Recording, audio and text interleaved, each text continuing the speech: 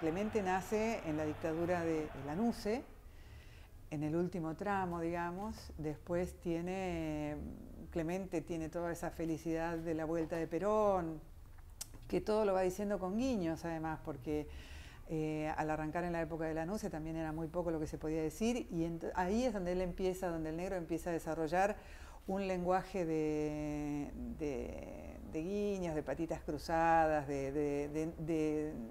decir cosas muy entre líneas que la gente empieza a agarrar rápidamente.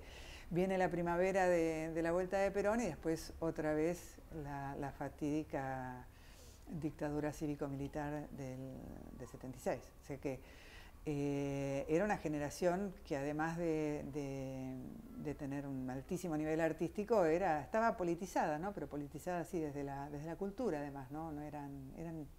Militaban ahí. Era difícil, era muy difícil. A nosotros se nos hacía fácil el hecho de tener una redacción de amigos, éramos bastante amigos, ideológicamente parecidos, todos estábamos en contra de la dictadura y todos sabíamos también que eso de estar en contra no se podía expresar a través de la revista, sabíamos que eso era imposible.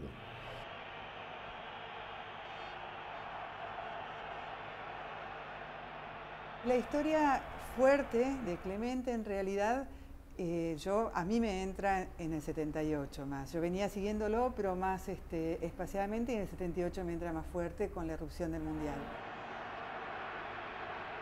Desde el gobierno, desde la dictadura, se empezó a hacer una campaña muy fuerte pidiéndole a la gente que se portara bien. ¡Uy, qué bárbaro! Es el pasaporte de un alemán. Seguro que vino para el Mundial. Dale, vamos a guardarlo de recuerdo. Sí, dale. Pero el hombre que lo perdió debe estar preocupado. ¿Te imaginas si te pasara a vos? Sí, tenés razón. Creo que lo mejor es ir a devolverlo. ¿Vos sabés dónde queda la embajada de Alemania? Creo que lo mejor es ir a la policía. Vamos. No. Hermoso ejemplo, ¿verdad? Digno de ser imitado por todos. Sí, por todos. Por usted, señora. Por ustedes, señor. Por mí. Y por ustedes también, muchachos. Porque hay que demostrarle al mundo cómo somos los argentinos. Esta es nuestra gran carta de presentación. Y no tiene que haber faltas de ortografía. Así que vamos, muchachos, con buena letra, y va a ser mundial. Y a esa campaña de rectitud e higiene se suma en un momento determinado Muñoz, José María Muñoz, que era el relator oficial del proceso y del Mundial. Bueno, Muñoz empezó a decir que no tiraran papelitos. Cuando se empieza a acercar el Mundial, que no tiraran papelitos porque íbamos a dar la imagen de un país sucio. Como si la mugre estuviera ahí y no en lo que estaba sucediendo verdaderamente. Entonces el negro decía que Muñoz se le había dejado picando y con el arquero caído.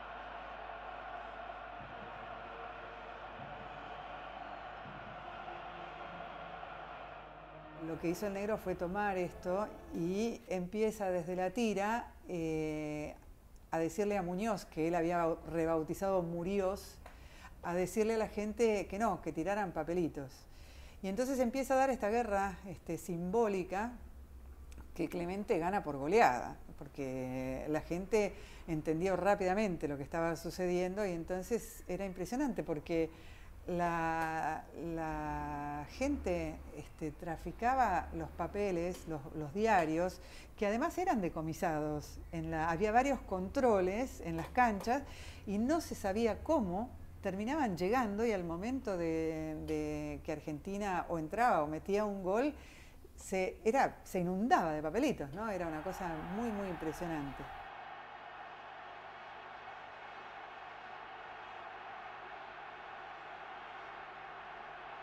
En esos tiempos, cualquier cosita que uno encontrara que se podía expresar en contra de la dictadura, lo mirábamos con mucho beneplácito. Y el hecho de que en realidad era una transgresión módica, como dijo alguna vez alguien, lo que hacía Caloy. Esto de entablar una pelea con Muñoz y llamar a la revolución de tirar papelitos en contra del orden que pregonaba Muñoz, era como una pequeñita victoria de la transgresión, digamos, de esa transgresión que queríamos todos.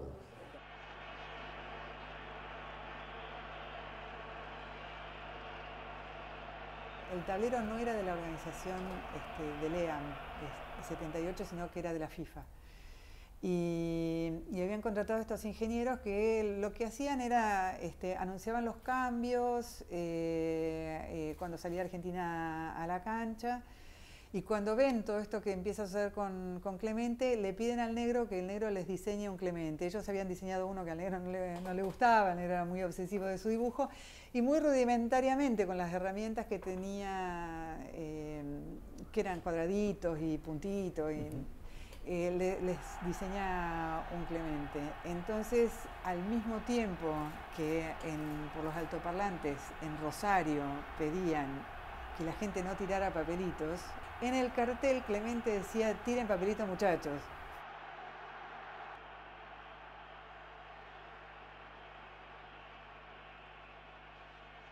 Gracias a eso y a toda la guerra de los papelitos, el Mundial quedó mucho más identificado con Clemente que con aquel gauchito que habían hecho como personaje oficial, ¿no?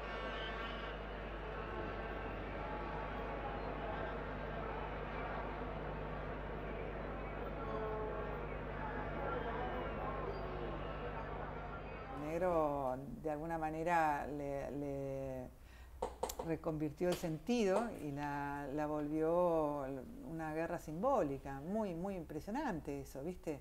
Y creo que es eso, que es porque Clemente además de todo es un símbolo, no es solamente un dibujito hecho por un tipo genial, y creo que arranca fuertemente en esa resistencia del 78, ¿no?